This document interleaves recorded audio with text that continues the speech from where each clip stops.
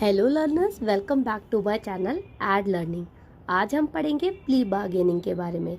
अगर इसके बारे में डिटेल में जानना चाहते हैं तो वीडियो को एंड तक देखिए। सबसे पहले प्ली बार्गेनिंग की डेफिनेशन देख लेते हैं। Plea bargaining refers to a person charge with the criminal offence negotiating with the prosecution for lesser punishment that was provided by the law by pleading guilty to a less serious offence.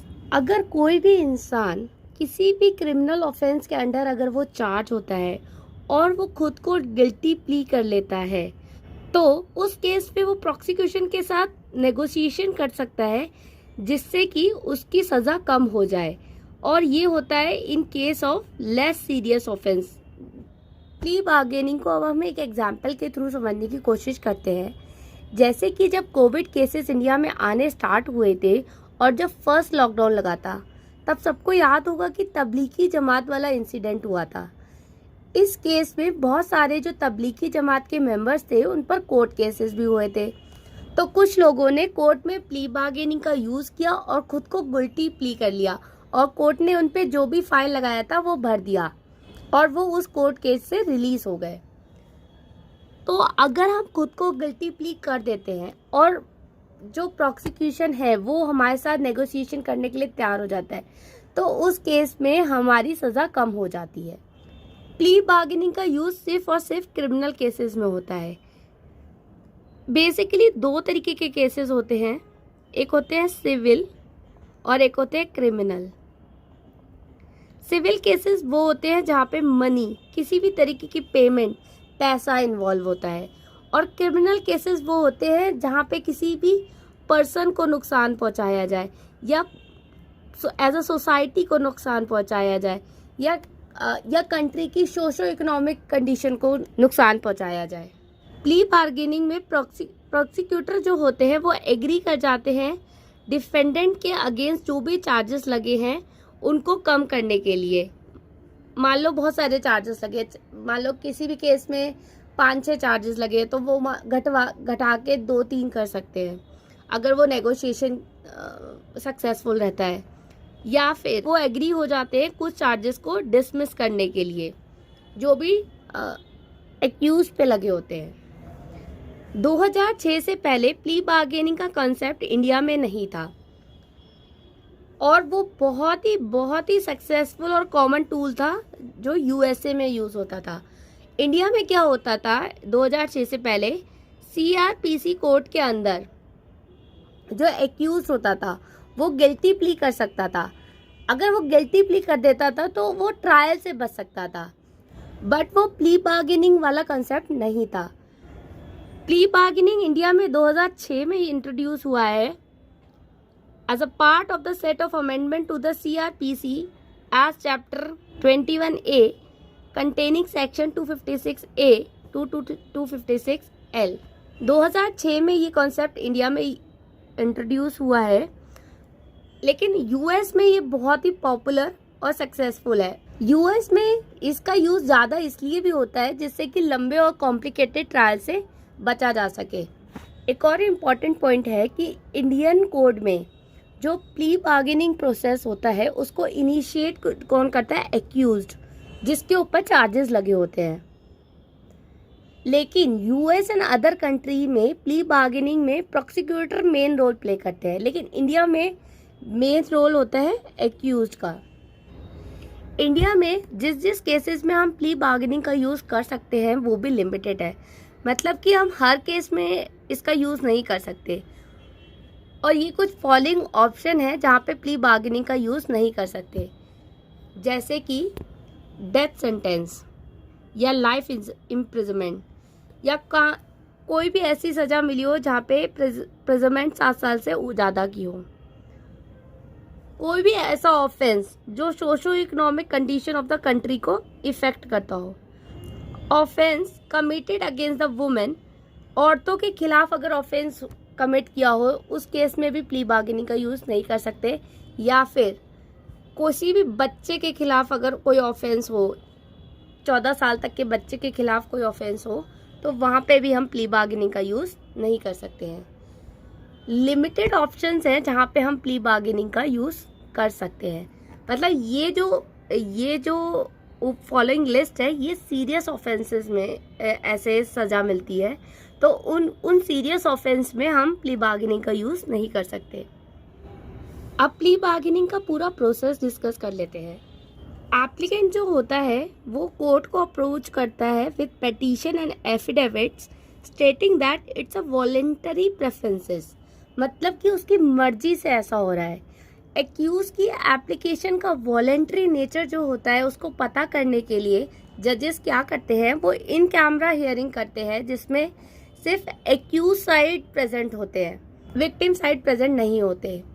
अगर court उस petition और affidavit को accept कर लेती है, फिर उसके बाद वो नोटिस इशू करती है प्रोसिक्यूटर और कंप्लेनेंट को, जिसने कंप्लेन की होती है उन्हें। After that, court may permit the prosecutor and the investigating officer and victim to hold a meeting for a satisfactory disposition of the case. इस तरीके की मीटिंग का जो आउटकम होता है वो ये होता है कि विक्टिम को कंपनसेशन में कितना पेमेंट मिलेगा या उसके अदर एक्सपेंसेस को एक्यूज बियर करेगा, वो सब डिस्कस किए जाते हैं। और ये मीटिंग होने के बाद अगर एक म्यूचुअल सेटिस्फैक्शन पे सारी पार्टीज आ जाती हैं तो कोर्ट उसको फॉर्मलाइज कर देता है by the way of the report signed by the parties and the presiding officer. अब अगर सब जगह एग्री हो जाता है, उसके बाद क्या होता है, sentence to a prison term that is half the minimum period fix for the offence. अगर कोई ऑफेंस पे उसको पहले ही सजा हो गई है, मान लो 4 साल की सजा हो गई है, तो उस केस में उसकी सजा 2 साल की रह जाती है। इफ अगर कोई मिनिमम टर्म प्रिस्क्राइब ही नहीं किया है लॉ ने, कोर्ट ने, तो उस केस में लॉ के अकॉर्डिंग अगर मान लो अगर उसकी सज़ा 4 साल की है तो उसकी सज़ा फिर 1/4 हो जाती है, मतलब सिर्फ 1 साल की रह जाती है। So this is the whole process कि कैसे कैसे प्ली बार्गेनिंग इनिशिएट होती है और क्या उसके आउटकम्स होते हैं। अब देख लेते हैं उसके बेनिफिट्स क्या होते हैं। स्पीडी ट्रायल हो जाता है। कुछ क्रिमिनल केसेस ऐसे होते हैं जिनके ऊपर अनसर्टेनिटी हो जाती है। अगर हमारे देश की बात करें तो ऑलरेडी हमारे देश में करोड़ों केस पेंडिंग हैं, तो एक सर्टेनिटी आ जाती है कि अगर उसको सज़ा मिलनी है तो इतनी सज़ा मिल जाएगी और कुछ सालों बाद फिर वो केस भी ख़त्म हो जाता है, मतलब सॉल्वेंसी आ जाती है। लिटिगेशन का खर्चा बच जाता है। लिटिगेशन का खर्चा होता है जो कोर्ट एक्सपेंसेस जो होते हैं हमारे, वो बच जाते हैं। Relieve the parties of anxiety.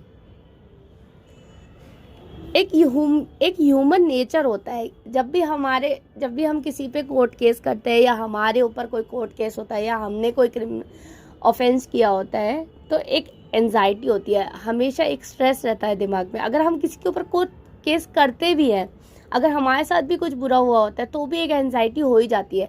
Court में रोज आना जाना और इतना खर्चा होना, उसके बाद एक टाइम के बाद इंसान परेशान हो ही जाता है। तो अगर वो इस तरीके से प्ली बार्गेनिंग को इनिशिएट करके केस को जल्दी डिस्पोज ऑफ कर देते हैं तो उससे भी इंसान को रिलीफ मिल जाता है। ऑब्वियस है, कोर्ट में जो पेंडेंसी है केसेस की, जो जैसे मैंने बताया करोड़ों केस पेंडिंग है हमारे देश में, तो कहीं ना कहीं ये सिस्टम उसको भी सपोर्ट करता है। डीकंजेस्टिंग प्रिजन हमारे यहाँ की जेल भी कितनी भरी हुई है, मतलब कईयों सज़ा ही नहीं होती है लोगों को, सिर्फ ट्रायल पे रहते हैं और सालों साल लोग जेल में पड़े रहते हैं। तो ये उसमें भी हेल्पफुल होता है, जेलों में भी थोड़ी जगह बन जाती है। Even it help offender to make a fresh start in life. कई लोगों से हीट ऑफ द मोमेंट में कुछ ऐसा जुल्म हो जाता है जो ठीक नहीं है, लेकिन उनको उस चीज़ का पछतावा है, तो अगर वो इस तरीके से प्ली बार्गेनिंग करते हैं तो उनकी सज़ा भी कम हो जाती है और उनका केस भी जल्दी ख़त्म हो जाता है और वो अपनी लाइफ की फिर से शुरुआत कर सकते हैं। अब इस पूरे डिस्कशन का, इस पूरे टॉपिक का एक कंक्लूजन निकल के आता है जो एक पूरे पैराग्राफ में प्रिसाइजली बताया गया है, जिसको हम पढ़ लेते हैं। Case law after the introduction of plea bargaining has not developed much as the provision is possibly not used adequately. मतलब प्ली बार्गेनिंग के इंट्रोडक्शन के बाद भी ऐसा कोई डेवलपमेंट इतना कुछ आया नहीं है, क्योंकि ये रीज़न हो सकता है कि प्ली बार्गेनिंग के प्रोविज़न को अच्छी तरीके से या जिस तरीके से यूज़ होना चाहिए उस तरीके से यूज़ नहीं किया गया है। नेक्स्ट पॉइंट है earlier judgement of the various courts in case in which the accuse enter a guilty plea with the view of getting lesser sentence indicate that judiciary में हैव रिजर्वेशंस। कुछ cases में, कुछ court cases में ऐसा देखा गया है कि जहाँ पे एक्यूज ने गिल्टी प्ली किया है कम सज़ा पाने के लिए, वहाँ पे जुडिशरी ने उन केसेस को रिजर्व्ड किया है, मतलब कि प्ली बार्गेनिंग को इनिशिएट नहीं होने दिया है। सम verdicts disapprove of bargaining with offender and point out that lenient sentence could be considered as a part of the circumstances of the case after the regular trial. कुछ verdicts में plea bargaining को disapprove किया गया है, वहाँ पे ये माना गया है कि लीनियंट सज़ा केस के सर्कमस्टांसेस को देखने के बाद और एक रेगुलर ट्रायल होने के बाद ही कंसीडर की जा सकती है, उससे पहले नहीं कंसीडर की जा सकती है। Even courts are very concern about the voluntary nature of this plea bargaining as poverty, ignorance and prosecution pressure should lead to someone pleading guilty of the offense that may not have been committed.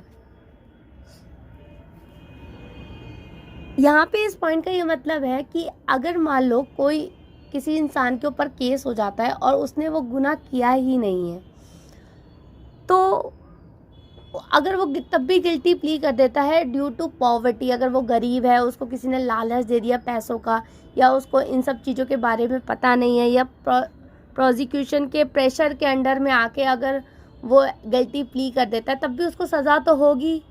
और उसने वो offence किया ही नहीं है और उसे उस बात की भी सज़ा हो जाए, तो यहाँ पे भी कोर्ट खुद को रिस्ट्रिक्ट करते हैं प्ली बार्गेनिंग का यूज़ होने से। So these are the some point जहाँ पे कोर्ट खुद को रिजर्व करते हैं प्ली बार्गेनिंग का यूज़ करने से।